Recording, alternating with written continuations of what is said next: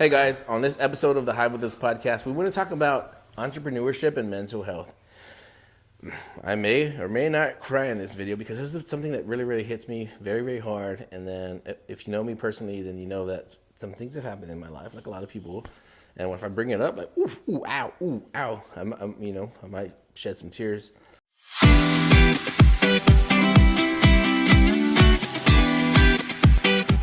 So this is something that I hold very near and dear to my heart. This is why I'm not afraid to openly talk about this stuff, because I do feel like a macho man. You know what I mean? Like Randy Savage. I feel like I'm one of the strengths of my family for other people. I've always stood up for other people, bullies. So this is something... It's a leader's like responsibility. I'm not afraid to be vulnerable in this area, because somebody will be like, I don't want anybody to see I'm not strong. Therefore, I am not going to cry. And it's like, I'll cry and then whoop your ass. Because this is something that... Until you cry. I've been around this... I felt like I've been around this, like, you know, in my family, members of my immediate family.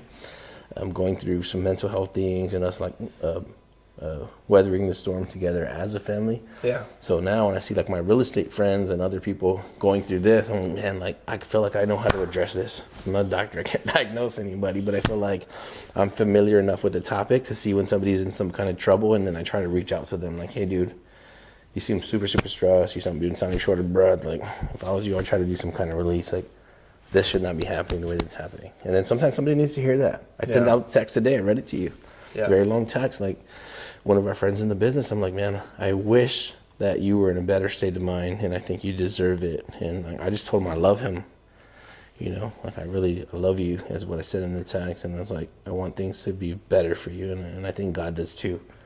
So this is something that we need to stop being ashamed about in the real estate community, and really have each other's back. If you say you're my friend, I expect you to have my back until the death, and then I will have the same for you.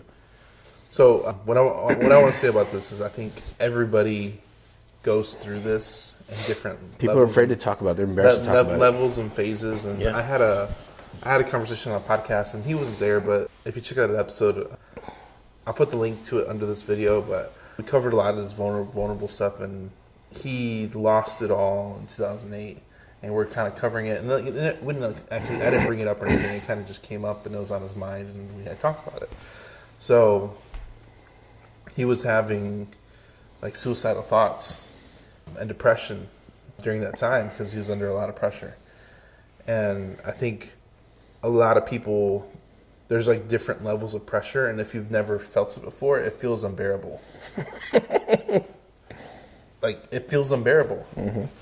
And I've been through levels of pressure that have been unbearable.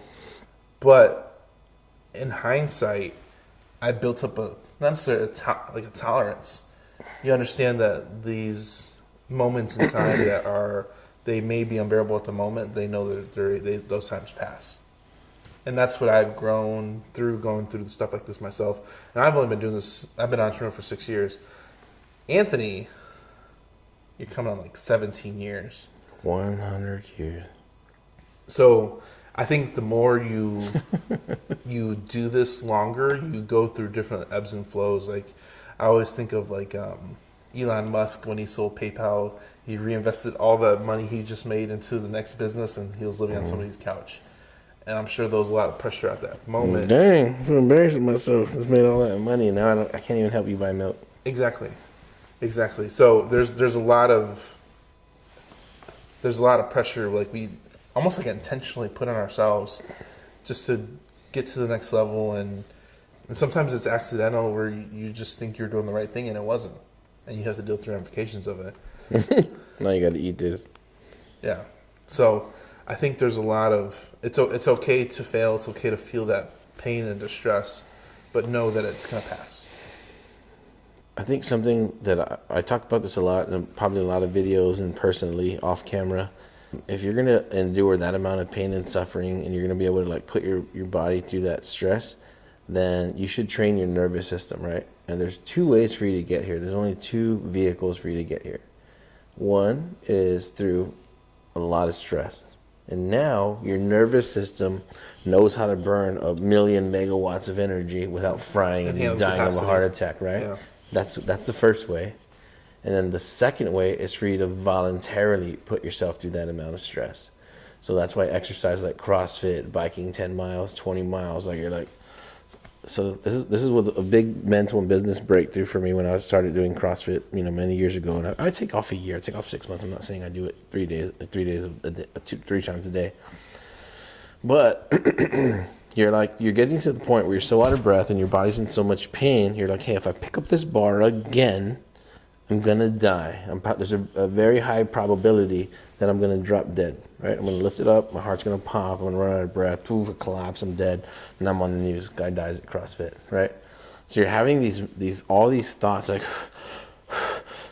this next rep is the one that makes my heart explode. And then you're like having these negotiations with yourself. Mm-hmm.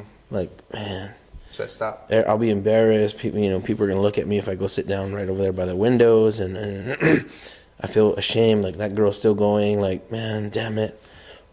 Whew, man, damn. I should just really go sit down, and then tomorrow I'll come back and I'll tell them, like, I didn't feel good. And I'm like, whew, when you see everybody's still going, you're like, man, if you pick it up, you're going to die, Anthony. And I'm like, oh, man, right. If you pick the bar up, you're going to die. And you're like, I'm going to do it anyway. You look at the clock, like, there's only 36 seconds left. Oh, bam, and you pick it back up. Like, oh, damn, you were willing to risk death to get 17 more reps. So when you do that to your own self, then when you're in business, like, everything seems very, very easy. Mm-hmm. Because, like, no matter what, at the end of this exchange, I'm not going to die, no matter what. Yeah. But if you're not willing to put yourself through that type of abuse, that neurological abuse, you can't take it with you to the next level. So this is why I really, really am a big proponent of exercise, diet, nutrition, intense physical activity. No matter what. F the diet. The diet will be second. The intense activity is first, and then the diet. And then we can build from there. It's like a release of that pressure. You need the oxygen. You need the expelling of carbon dioxide. There's a lot that happens when you have intense physical exercise, and then the mental and the spiritual and everything else break through. But you can't avoid it, and also you can't replace it, right? Yeah. You gotta do the things that help you do better and take your mind off of it. This is something we talked about. We've had this conversation a lot. I said, dude, if we're about to become financially where we thought we were, or we think we are, we need to get our bodies in shape. We need to be around for a long time. We have a lot of responsibility. Like, even if it costs us everything, we need to get in shape. We need to be camera ready. We've talked about this a lot. Yeah. And we hold each other accountable. Yeah. So I think the biggest thing is finding a significant other. Sometimes it's your spouse, sometimes it's your friend, sometimes it's another entrepreneur in the same space as you. One thing that helps, I think, us get through a lot of this stuff is somebody's already been through it. Somebody's already been through the pain that's unbearable that you can't overcome. Somebody's already been through it. So if you seek advice from counselors, they can usually help you overcome this current desperation. So if you hear the word counselor, you think automatically like of somebody with a license that works at the hospital or works at the college, something like that. But a counselor can be anybody. It can be you. It can be him. He counseled me a little bit today. It can be a stranger. And there's this saying, I don't know where it comes from. I'm the best at ruining sayings. Shout out to me. It says something like, make war with many counselors. And that means, like, if you're going to go and we're going to go attack, DFW, and we're going to go fight Clint Turner, we need to know, like, hey, how many tanks, how many airplanes, how many helicopters? Yeah. And so you have to make war with many counselors, right? So the same thing. If you're emotionally distraught, why is it embarrassing for me to call Eric and say, dude, when I saw you this weekend, you were in an awesome mood. How can I duplicate that in my life? What do you normally eat? What is your diet like? He's like, dude, I eat a lot of red meat, lots of fat, but also lots of veggies, lots of berries. And I'm like, dang, puts me on game. And now I feel like I'm able to deal with stress better because he put me on. Yeah. So make war with many counselors. Yeah. So that's it, guys. If you're struggling mentally, if you're having problems, if something's hurting you in your business and you just feel like, dang, we don't know who to talk to, we're not experts. Consult a doctor and an attorney and everybody else. But if you ever wanted to just call us and be like, hey, man, I think the same thing, I've been feeling like this, been feeling like that. Like, damn, fool, I should feel like that too and start doing pull-ups. Like, we're trying to help too, man. It's just who we are. We're just like, every call when you hit us up doesn't have to be about business. Like, if you're in a dark spot, we've both been through some things, and we're willing to give back. We're willing to help. Yeah, you're not alone. We've all been there. That's the whole point of the video. That was good. That's a good And we'll video. be there again. We're always going to be here. As long as God wants us. But then he's like, hey, I need to talk to you. You see me on black and white photos. I'm here to help until that day. Hey, my hat looks like this in the picture.